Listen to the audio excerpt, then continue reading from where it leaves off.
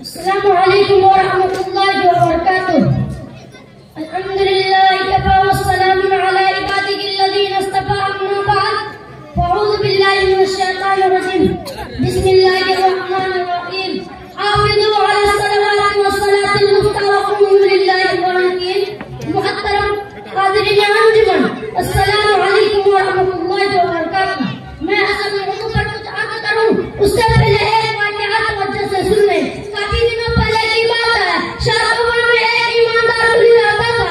वह अपने घोड़े के जरिए मुनासिब उजरत पर लोगों का सामान ले जाया करता था। लोग उससे बहुत खुश थे।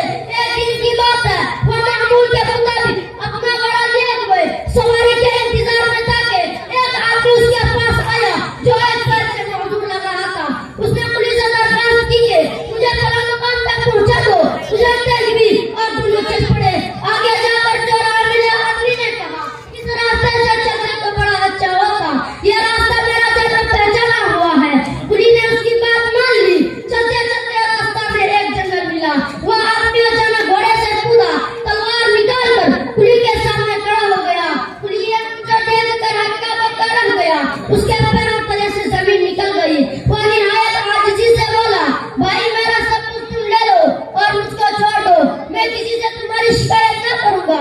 वहाँ डाकू ने एक न सुनी और कहा कि सामान तो मेरा है ही, मैं कच्चा काम नहीं करता कि तुझको छोड़ दूं और बाद में बदला ले। पुलिस ने फिर अर्जी की, अच्छा मुझे 2 रकात नमाज की मोहलत दे दो, फिर जो जी में आए करना। आदमी उस पर राजी हो गया। पुलिस ने फौरन नियत बांध ली और अल्लाह से आजिज़ी की। उसके आंखों से सारों कतार आंसू जारी हो गए।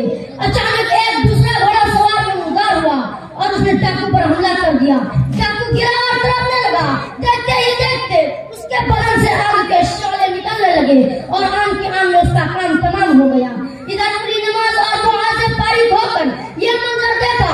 उसने अजनबी सवार को आवाज दी, मगर वो अजनबी गायब हो गया और जाते जाते यह हो गया कि अब तुम महफूज हो, जहाँ चाहो जाओ।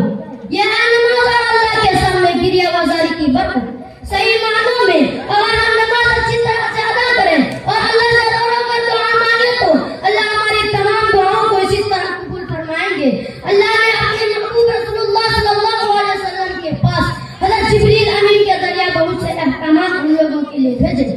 मगर एक ऐसा मुबारक मौका भी आया कि जब अल्लाह ने खुद अपने महबूब सल्लल्लाहु अलैहि वसल्लम को खुद अपने पास बुलाया और हम लोगों के लिए बहुत ही कीमती तोहफा आपको अता फरमाया।